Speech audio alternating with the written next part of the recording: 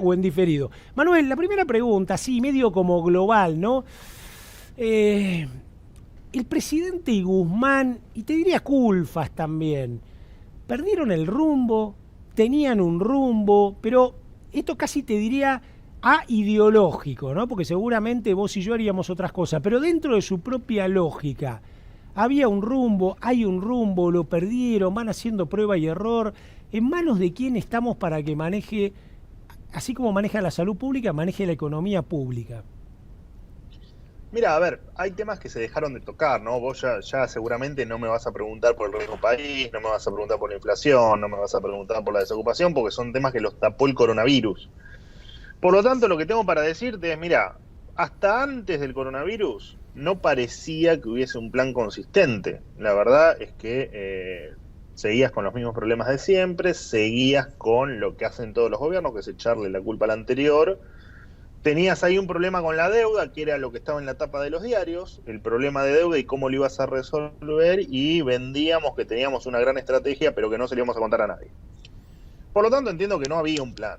La cuarentena lo que va a traer, me parece a mí, y ojalá que me equivoque, la cuarentena y del post-cuarentena o el post-coronavirus lo que te va a traer es, además de echarle la culpa anterior al gobierno anterior, echarle la culpa al coronavirus.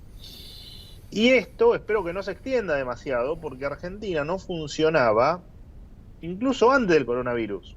O sea, ahora Argentina no funciona, ¿no? O sea, vos tenés gente que no va a cobrar su sueldo, que no está cobrando su sueldo, gente que no puede ir a trabajar, el cuentapropista que no puede hacer la diaria, el mozo que no cobra la propina, el vendedor que no cobra su comisión. Ahora, hasta hace 2 meses o un mes y medio de la existencia en Argentina del coronavirus, las pymes se estaban fundiendo.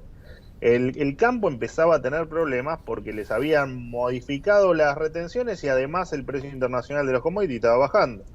Entonces, me parece que antes no había plan, me parece que esto va a dar una excusa para justificar errores y espero, en un año donde vas a tener una caída, no sé si como en la del 2002, pero vas a estar en algo bastante similar.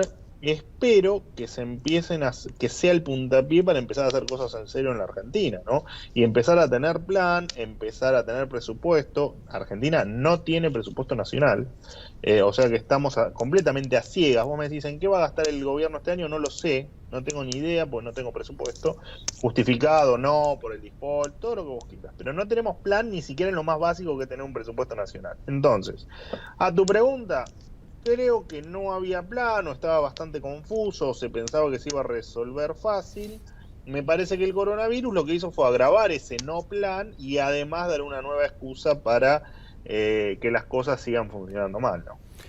Vos sabés, yo en un momento te mencioné a Matías Culfas, ¿no? Vos sabés que yo estoy, no Ujú. sé por qué desde que arrancó estoy enfocado en él, porque creo que Guzmán es un gerente, ¿no? Es un ministro de finanzas y de deuda, y me parece que de economía no está laburando, me parece que no es economía, vos que sos economista lo sabes perfectamente, no son las funciones ni las competencias de un ministro de economía en serio, con lo cual me parece que tal vez eso esté en producción y desarrollo. Y ¿sabés lo que me da la sensación, Manuel? Que no es tan difícil, no es tan complicado un plan productivo. Yo lo veo al ministro preocupado. Primero, le están pasando exos por todos lados, porque los corruptos volvieron a salir, un papelón Ujú. enorme, ¿no? Con el ministro de Acción Social comprando un montón de cosas y resulta que valían más caro que lo que valía en el supermercado de la esquina de un barrio Ni hablar. caro, ¿no? Entonces yo decía, flaco, un papelón enorme, te pasan exos por todos lados. Voy a lo concreto. A ver, no hay maneras de que un ministro como él se ponga a laburar realmente en el estado de resultados, en la parte de ingresos, facturando. Yo hace poquito tiré la idea, digo, no hay nadie hablando de trigo. Trigo podríamos tener o 10 millones de toneladas como teníamos con Cristina, o podríamos tener 22 esta campaña y 3.000 millones de dólares que vengan vía exportaciones incentivando esto. De esto debe haber seguramente 1.500 cosas como para hacer mientras tanto y trabajar. ¿Es así o no es así? Sí, a ver, por supuesto que es así, desde lo que dijiste de Guzmán hasta tu análisis sobre lo que se puede hacer en estos tiempos de crisis. Ahora, a ver, yo trato de ser lo menos crudo posible porque ante todo entiendo que soy comunicador y uno tiene que tener algún tipo de reparo. Ahora lo que digo es, mirá que lo único que más o menos funcionaba en este país hasta hace poquitito era el campo. Y fue lo primero que dijeron, vamos a sacarle a estos tipos que son productivos. Y empezaron a molestar con el tema de las retenciones. Entonces lo que digo es, vos me decís, y puede pensar en hacer algo como para que el campo pueda aportar. Y la verdad es que si no lo hacían antes, no entiendo la razón por la que la vayan a hacer ahora, ¿no? El campo es por alguna misteriosa razón, es un enemigo de este tipo de gobierno, ¿no? Campo que, yo siempre digo lo mismo, pero no es un dato menor. De cada $3 que hay en la calle en Argentina, 2 los aporta el campo. El campo aporta, porque todos se piensan que el campo son 3 tipos que tienen 200.000 hectáreas cada uno y que son los que se llenan los bolsillos exportando. Y la realidad que hay cerca de 300.000 pymes, que viven directa o indirectamente del trabajo que el campo hace sobre la tierra o sobre los animales. Entonces, digo, por supuesto que hay mucho para hacer. Un campo que está golpeado, digamos, o sea, que los niveles de rentabilidad son muy bajos y los niveles de riesgo son muy altos, que vienen de haber pasado tiempo atrás una sequía muy grosera, con pérdidas en un montón de sectores. ¿Se pueden hacer cosas? Sí, ahora, mirá que no pudieron controlar el precio de un paquete de fideos en un ministerio. Mirá que no pudieron controlar el precio de un alcohol en gel en el PAMI. Entonces, guarda, porque si no podés controlar cosas elementales, y la verdad es que me parece que lo que está pasando acá es que estás cayendo en esa falsa idea de que la riqueza se imprime, imprimamos billetes, repartamos billetes, que en algún momento esto se va a solucionar solo. Creo que estamos hoy en esa lógica. De hecho, vos tenés cuando mirás los números de marzo, lo único que ves es un récord, y ese récord es de emisión monetaria. Emisión monetaria que es equivalente, escuchá esto, es equivalente a la emisión monetaria que hubo en febrero 2002, después del estallido del 2001. Entonces, estamos en un escenario extremadamente complejo, sin demasiadas medidas en línea a lo que vos apuntás, que es, bueno, detrás del escritorio, ¿no podemos hacer algo para colaborar con todo este parate? Me parece que no se está haciendo lo suficiente. Y también me parece que Argentina no puede sobrevivir una cuarentena. Al margen de la discusión sanitaria, que entiendo que la cuarentena desde lo sanitario creo que debería durar meses. Pero cuando vas al plano del vivir todos los días, Argentina hace 70, 80 años que desahorra, que gasta más de lo que tiene. Entonces vos decís, ¿por qué Argentina o por qué Estados Unidos, Europa o China pueden sobrevivir a un parate? Mal, bien, mejor, peor, pero sobreviven. ¿Y por qué Argentina no? Bueno, porque Argentina no tenemos ahorro, no tenemos nada. En Argentina nos hemos consumido todo. Entonces, como cualquier crisis, viste que decimos que el mundo, cuando el mundo estornuda, Argentina se engripa, o Argentina se resfría. Y acá te va a pasar lo mismo, digamos, el coronavirus se va a ir, el mundo va a volver a crecer otra vez, tardará más, menos, pero rápidamente va a volver a su curso normal, y acá los argentinos vamos a echarle la culpa al coronavirus, vamos a echarle la culpa a los gobiernos anteriores, o al neoliberalismo, o al imperialismo, o al no sé qué, y vamos a seguir no solo con culpables que no son, o en tal caso no lo son en su totalidad, y con un país que ya no funcionaba antes, y que no hay razón para que ni pueda funcionar en cuarentena, ni pueda funcionar después de la cuarentena si no se empiezan a cambiar algunas cosas. Porque fíjate que en plena crisis, lo que va a ser la crisis más brutal de los últimos 20 años en Argentina, por lo menos, de lo único que hablamos es de subir impuestos a la clase media. Con este impuesto patria, que ya lo desestimaron, pero que existió y existió el proyecto. Entonces, gente que no produce como son los diputados, y gente que está relacionada al sindicalismo bancario, que son los que no dejan trabajar a los bancos. O sea, una manga de improductivos quieren cobrarle más impuestos a una clase media que hoy no puede trabajar, no puede hacer la diaria, ya no llega a fin de mes y no llegaba antes del coronavirus. Entonces, la verdad es que me parece que la dirigencia política, al margen de los nombres, ¿no? Al margen de Culfas, o al margen de Guzmán, o al margen de el mismísimo presidente, me parece que la clase política en general no está a la altura de las circunstancias, ni de estas ni de las anteriores al coronavirus, ¿no? Manuel, te voy a hacer una pregunta que tiene que ver, con cosas que me parece que son obvias y que son cosas más de actitud y de aptitud, ¿no? Y vos dirás, ¿por dónde voy? Te voy a la deuda externa, te voy al momento de crisis mundial, te voy a gente con capacidad negociadora, gente con buenos modales. Mirá lo que te digo a la palabra buenos modales. Yo creo que si algo caracterizó al kirchnerismo, no al peronismo, el kirchnerismo es los malos modales, el patoterismo, ¿no? Yo soy más macho que vos y qué sé yo, el intelectualoide de salón bancado por todos nosotros, pero incapaz de firmar una quincena y un cheque ni darle trabajo a nadie, ¿no? Y lo digo con total bronca y con total... Entonces, la pregunta que te hago es, con todo eso, a ver, ¿podrá prevalecer en este momento gente piola que negocie la deuda bien, que sepa ir a esos lugares donde hay desesperación y diga, mire muchachos, en este momento le firmamos que le podemos pagar 40, porque lo que viene para adelante para la Argentina en 15, 20 años va a ser terrible? Entonces, le firmo 40, denme plazo, pero no unilateralmente, sino teniendo un ejército de tipo con buenos modales, pero no tonto, vivos, ¿no? Porque, a ver, Axel Kicillof fue a Francia y al final terminó garpando todo y más, o sea que de vivo no tuvo nada. ¿Es una oportunidad para hacerlo si uno fuera presidente y pudiera tomar este tipo de decisiones? Lo que pasa es que vos acá tenés un problema, tenés dos problemas. Uno es tu veraz, o sea, tu historial. Vos en Argentina sos un incumplidor serial, porque vos ahora estás defaulteando deuda que habías reestructurado porque habías defaulteado en el 2001. O sea que, ¿qué garantías le das a un tipo que le decís, mirá, te voy a pagar un 50 o un 60% menos? No tenés que ofrecerle.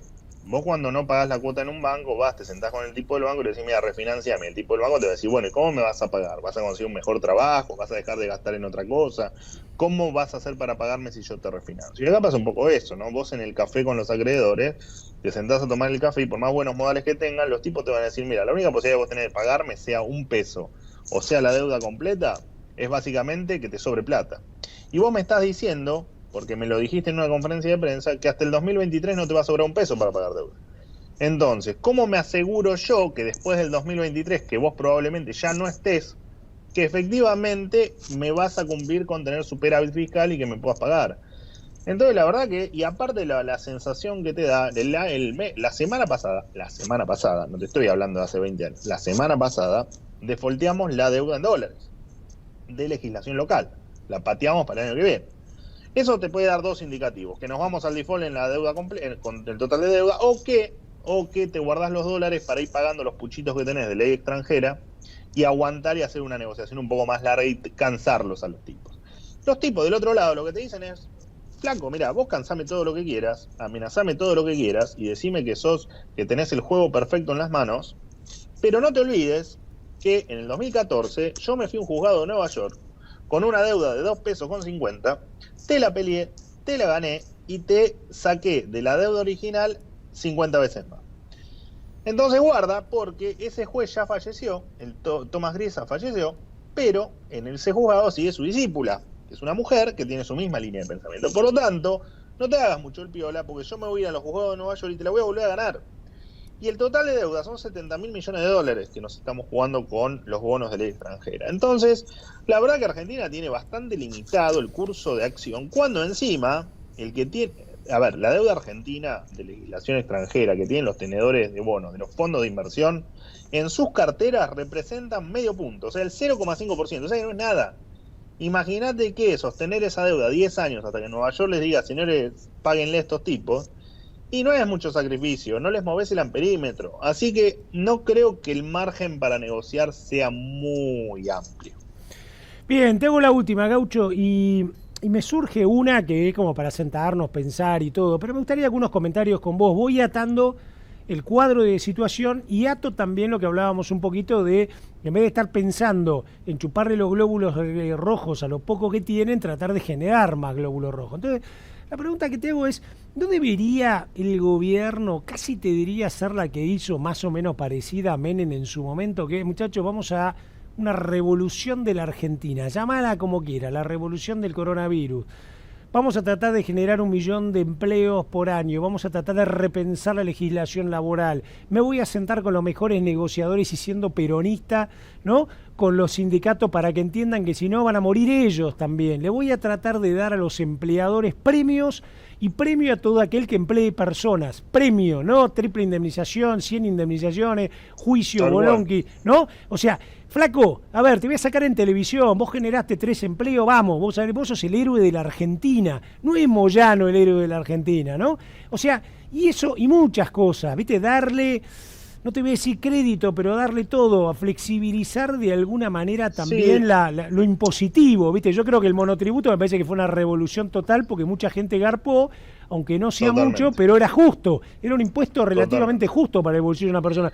A ver, te dejo esto, ¿no? El presidente no debería agarrar de nuevo a los mejores y decir, muchachos, vamos a hacer una revolución en la Argentina y demos la vuelta.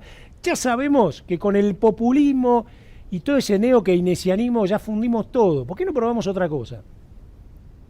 Sí, a ver, yo imagínate que más de acuerdo con vos que yo no debe haber una persona en la Tierra. Y está claro que tiene que ser así. Y está claro que un tipo que le decís producí y contratá gente, invertí, con esta presión fiscal que le robás toda la guita que invierte o que pueda llegar a ganar, y con estas leyes laborales que hacen, no solo que no puedas pagar el sueldo de un tipo porque en los impuestos laborales se te hace inviable contratar a un tipo, sino que además la justicia laboral te tira a matar y te funde.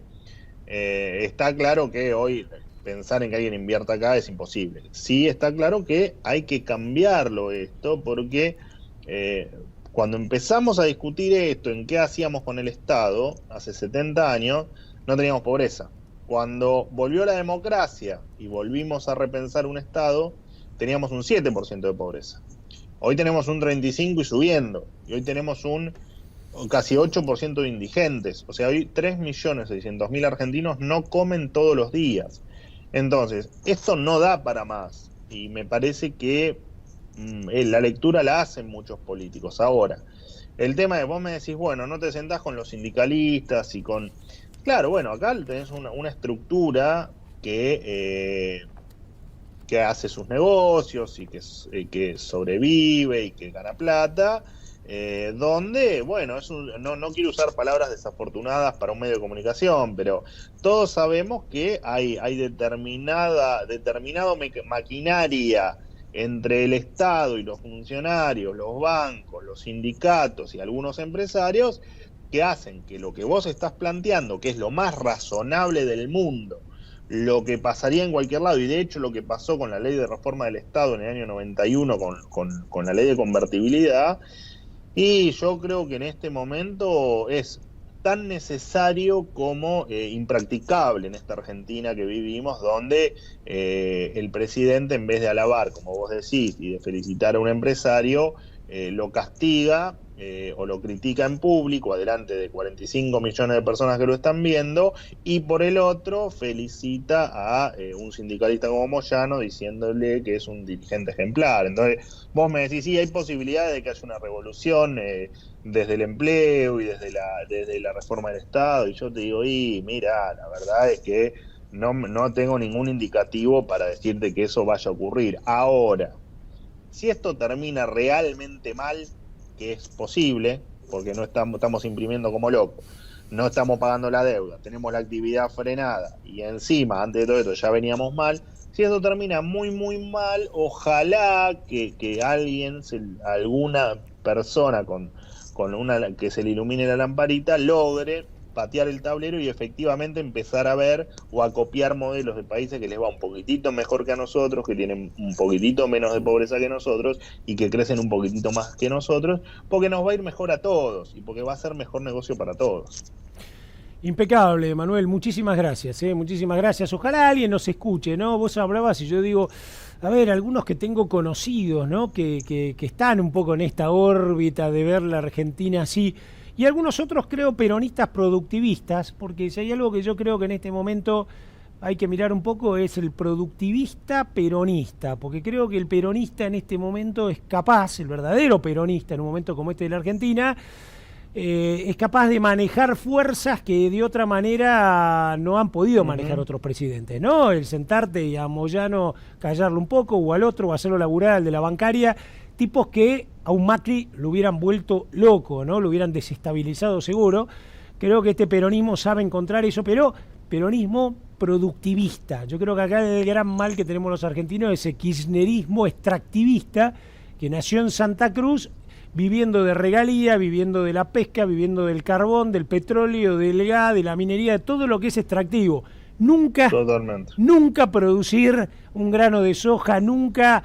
Se llenaron de guanaco en vez de llenarse de ovejas, así que imagínate para nosotros lo que significa ser un extractivista. Entonces digo, bueno, si aparecieran los Schiaretti, si aparecieran los Bordet, si aparecieran los hermanos Rodríguez lamentablemente la provincia de Buenos Aires tiene un extractivista, pero tuviéramos eso, me parece que tal vez lo ayudarían al presidente a repensar esa otra Argentina, imaginando otros casos que salieron adelante, ¿no? Tal vez es muy esperanzado lo mismo. Ojalá, sí, ojalá. O sea, no me queda más que decirte que ojalá que independientemente de quien gobierne, de las internas políticas y partidarias, que entiendan que eso no puede seguir así. Y que venga de la mano de quien sea la solución va a estar bien, pero tenemos que terminar con esta Argentina miserable que, como digo, yo digo siempre, desde que estoy en los medios de comunicación, digo siempre lo mismo, que estamos en una Argentina miserable y cada indicador que doy, año tras año empeora. Así que, evidentemente, algo estamos haciendo mal, ¿no?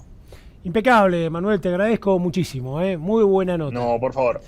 Un abrazo grande y gracias por la invitación al programa.